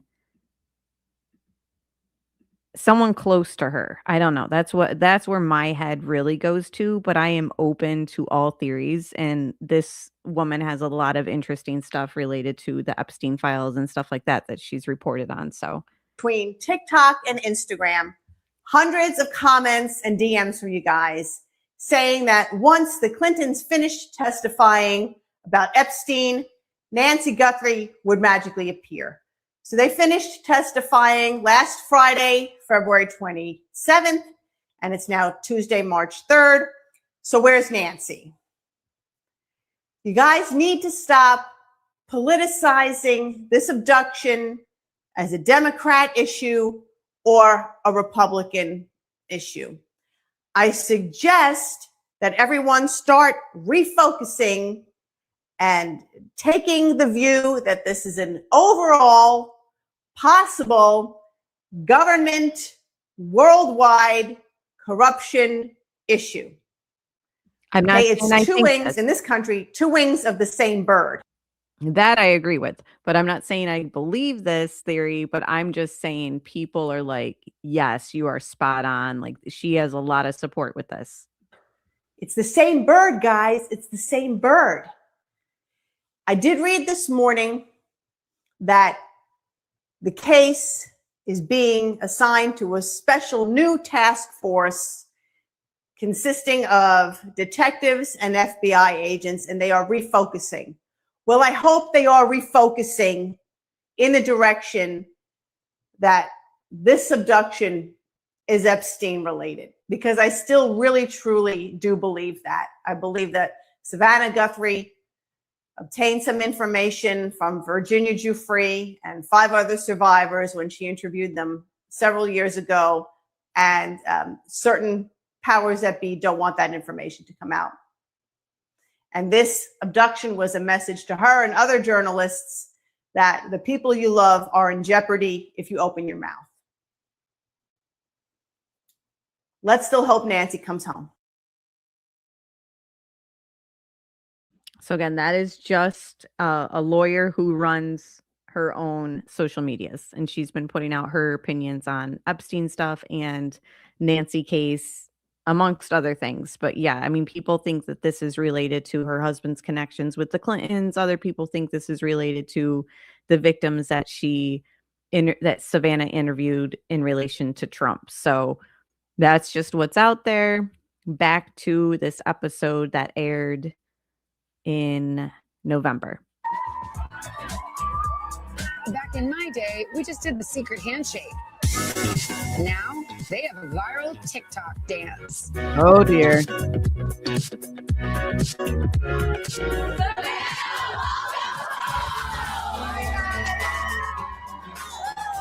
You guys just won best Pi-Fi chapter in the country. That's what we used to do. What does it mean to you to be a Pi-Fi and be part of this organization? I find myself becoming a better version of who I am every single day that I'm in Pi-Fi. We have the most amazing emerging leaders, and I'm just so proud of all of them. Wow, it's so fun to be back here. It's Okay, hold on. I'm skipping through this little college reminiscing. I want to get to Nancy. So sorry, I can't deal with that right now. Favorite part about Tucson is family. El Charro is the oldest family-owned Mexican restaurant in America and the perfect place to catch up with mine. So again, if we're thinking that could this have been an opportunistic viewer, but the thing too that kind of narrows that down is the Today Show is like aired in the morning, like, and who's watching this? Like the guy who's on the camera footage, like, does he fit the stereotype of a Today Show viewer? You know what I mean? I don't think so. My mom, Nancy, and sister, Annie. I come here every time I come home to Tucson. So she's also, not only has she put out her colleges she went to and, you know, where she's living, but now she's put out, and there's Nancy right there, her favorite restaurant and the name of it that she visits with her mom and family when she comes there. So somebody who's honing in on like, oh, wow, you know, the Savannah, she's got a lot of money. Like, interesting. Her mother's 84 and lives alone in Tucson. Like, cha-ching. Like, is it something like that? And I have to come to El Charro. How long has El Charro been here? 103 years. Carlota Flores has run El Charro for over 50 years, taking over from her great aunt Monica, the woman who's said to have invented the chimichanga. She treated us to a tradition from back in Prohibition when women playing cards would hide their tequila. Me too, lady. Cheers. Cheers. I love being home. Don't drink the whole thing. Well, Mom, you guys came here in the 70s and you had been moving all around. What made you want to stay in Tucson and plant roots? It's so wonderful. Just the air, the quality of life is laid back and gentle. Yeah, I like to watch the javelina. Laid back and gentle. So sad, because you know that she was, they've basically stated that she was taken out of her bed and left not willingly. Eat my plants. But the best thing about Tucson is coming home and Yes. seeing you guys. Should we raise a glass? Prickly pear margarita. Cheers. Cheers. Love you. Love you. From the love of family to the familiar beauty of the scenery, I will always be a daughter of the desert. Daughter. Oh, daughter. Daughter of the desert. That was like a movie. Well, guys, I brought you a little Sounds like a movie, he says. Interesting. something from Carlota Flores so and El good. Charo. This is the famous teacup. And the tequila, they would hide in it for Prohibition. And as my mother said, it's quite smooth. And she put in an order for Oh my gosh, I did not know Carson Daly was on the Today Show. the tequila. So, Oh, wow. shall we just do a little Cheers. tiny That is real sip? tequila. It For is. Nancy. It's brown. That was so Insolito. fun to see your connection And she said, cheers for Nancy. to Tucson. Oh, That's just and you cool. spent some Brings time in there your too. mind. I did. My grandparents lived in Tucson, and from LA, we would drive there in the early 80s. and I loved it. I saw my first electrical storm there. Yes. I'll never forget it. We went to Old Tucson, the theme park. Yes. It was so much fun. They used to shoot westerns, and this like movie set. Yeah. A lot of the old westerns were shot in Tucson, and it's sometimes you have to leave a place to really appreciate Yes. it. And having lived on the East Coast now for many decades, when I go back, it's like my whole soul is home, my spirit is home. I feel my father in the wind, That's the nice. desert, the cactus, the animals. It's such a unique place. It's a beautiful place to visit if you ever want to, and the weather is Yeah, I was gorgeous gonna right say. now. Home Little is hot in where the your heart summer. is. Yeah. Speaking of heart and home, are we going to your home? Tomorrow we're gonna go. Yeah, I'm gonna take you back to Columbia, South Carolina. Oh, yeah. You've What's never up in been Columbia? there, No, have I'm dying to go. you? All right. I caught up with my favorite. Okay, yeah. So she was the first one. Hold on.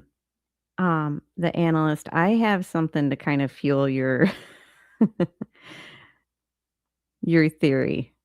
Because I saved it, but I didn't know some of the stuff on this case is all over the place and in theories. Like I don't share everything I see in my live streams because some of the theories are out there, right? But since you're here and I'm kind of feeling I think I know like where you're going with your theory. I'll see if I can find this just to kind of fuel or get your head scratching. And I can send it to you as well if you want. My friend in the UK actually sent me this article a couple weeks ago. Hold on. I'm scrolling. I'm trying to find it, of course. Okay, yeah. Since you mentioned TMZ and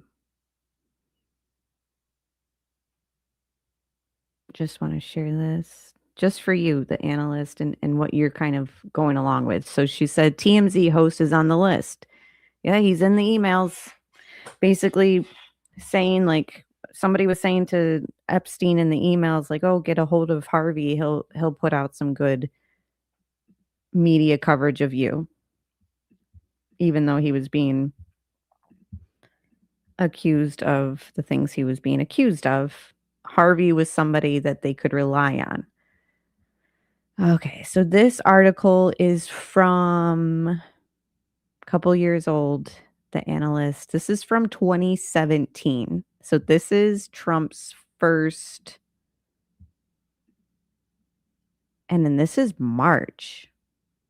Literally March 8th, 2017. He just got sworn in as president. This is an old article. This is just for those who think that this is deeper than just somebody in the family or an opportunistic crime. So this article says Trump met with TMZ's Harvey Levin to discuss future opportunities, in quotes. So this is very soon, future opportunities for TMZ, very soon after he was sworn in as president. Again, this isn't my theory. This is just something that I think might fit in with other people's. The day after his first address to Congress, President Trump held a one-on-one hour meeting in the Oval Office with an unlikely guest, Harvey Levin, the founder of Hollywood gossip site TMZ. Something you also have to remember, like, once he was sworn in, like, he knows that this Epstein stuff's going on in the background. Like, he's the president. I'm not saying that this is a theory. I think this is just for the analyst, just because she's in chat. And some people think this theory. is related to all this. So news of the meeting was first reported at Entity Magazine. Former TMZ, who was a former TMZ producer. It wasn't the first time Trump and Levin spent time together last fall. And remember who was the first one to kind of report on certain things in this case and nobody else had access to? TMZ. Levin interviewed the president for a Fox News special. The meeting last Wednesday was not on Trump's public schedule, so it wasn't on his public schedule.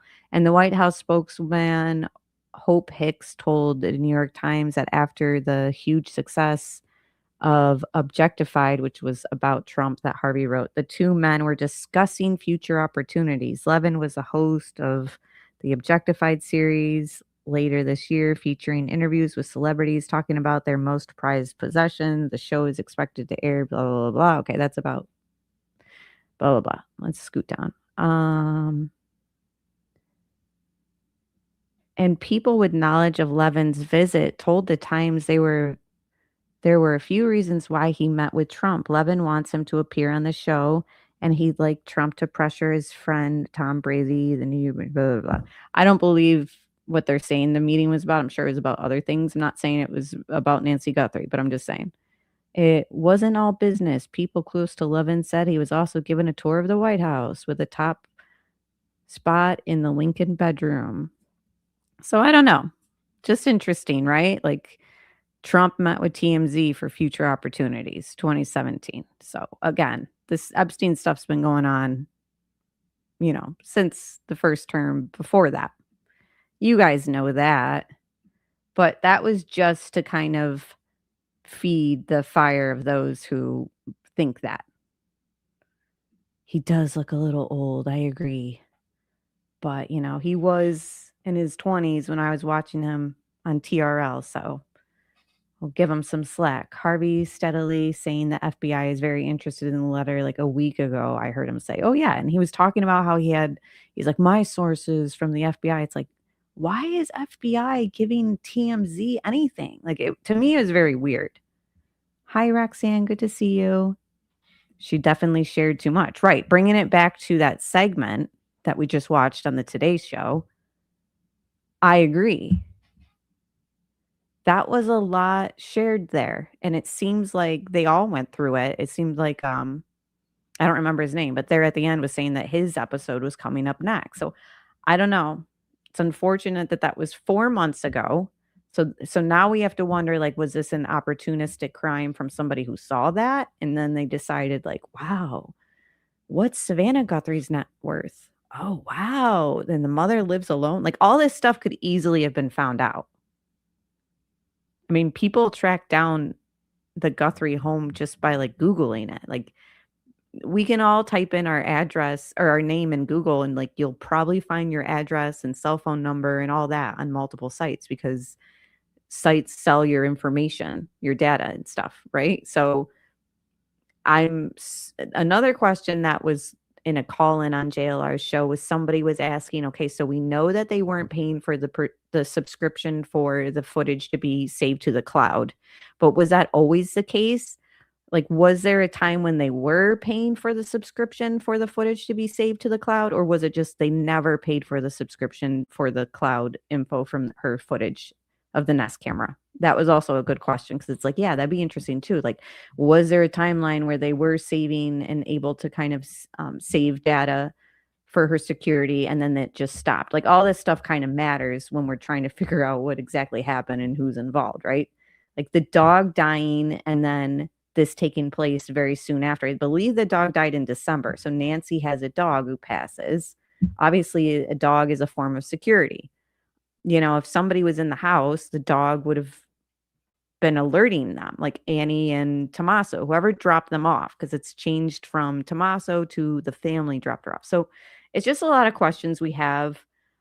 This whole internet outage thing that took place possibly is also another added layer. Was this just, like how sophisticated is this crime? Is it like the analyst thinks it's very top tier? Is it like other people think like, oh no, these people who do these home invasions and stuff, like they've been using these things that break down like your Wi-Fi and you're unable to connect, you know, like to help you commit the crime. It's all over the place. It really is. And Savannah, the daughter being famous and having millions of dollars adds another layer to it, because it's like that could be somebody who knew them, who's like wants to take that opportunity, or it could be somebody who just looked up all this stuff, you know, public information in the episode. I don't know. People can say anything, but I think TMZ, I don't trust. I don't trust it either. And the thing is about it that I don't trust is I don't trust that it's always accurate, and I don't trust how they're getting some of the information. Like the Celeste Rivas case, that 14-year-old who was connected to that hip hop R&B singer, David or whatever. TMZ was getting like information from the LAPD on that case too, exclusively. It's like, why? I don't know. I don't trust a lot of things like when it comes to the mainstream media, which is why I still think JLR, say what you will and about him, he's doing like him and Brian Enton, even though Brian Enton is connected to News Nation, like he does a lot of his own stuff as well. Like I trust their firsthand knowledge. Ashley Banfield's information on this case is still up in the air for me. You know, like I don't always trust her impeccable sources based off of her sources on the Koberger case. You know, there's a lot of holes that were put into that case too that she came out with. But yeah, a lot of stuff to kind of go through with you guys. So glad you guys stuck with me for almost 2 hours. Tomorrow night, I think we're just going to keep things low key and go through the Hidden True Crime 9-hour and some of her Corey Richins reporting that she's been doing with that trial. So Lauren Matthias has been up to some shenanigans still. Old habits die hard. In fact, I don't think she thinks there's anything wrong with her behavior. So we're going to go through that tomorrow night and just kind of hang out. And then Sunday will be part 2 of the polygraph Chris Watts breakdown. And then I'm back to following JLR's coverage. He said he's going to be out there until he has to be. So we'll be doing these conversations on the Nancy Guthrie case because I'm like, what the heck happened to her? This nice old woman in that footage, like just seeing the Today's Show episodes that we watched tonight of her, like it kind of brings it all back. Like, where does a 84-year-old woman just vanish to?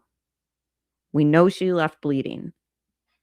Oh yeah, more than some. Like I think most of his videos are over 1 million views. Like I saw at one point like 38K watching him, and then now like even his views have dropped, but there's still like 20 something thousand watching. But what I mean is the media is moving on from it, but I'm like, I don't want to just carry on with other cases yet. You know what I mean? Like I'm kind of like invested at this point. Like where the heck does an 84-year-old woman, like why are you taking an 80? Think about all the crimes we cover. This just stands out as something so outside the norm. Okay, everybody go over to Karen Cole. She's doing her Corey Richins trial video premiere. So if you guys are following that case, I'm sure it'll be very interesting. But yeah, join me tomorrow night, guys. I'll see you tomorrow. And then if I don't see you tomorrow, join me Sunday night. And then everything else will be to be announced until next weekend. And we stream for sure Friday, Saturday, Sunday. But I've been putting out some shorts and videos in between our streams too. So check them out in my community page. And I'll talk to you guys tomorrow night. Bye.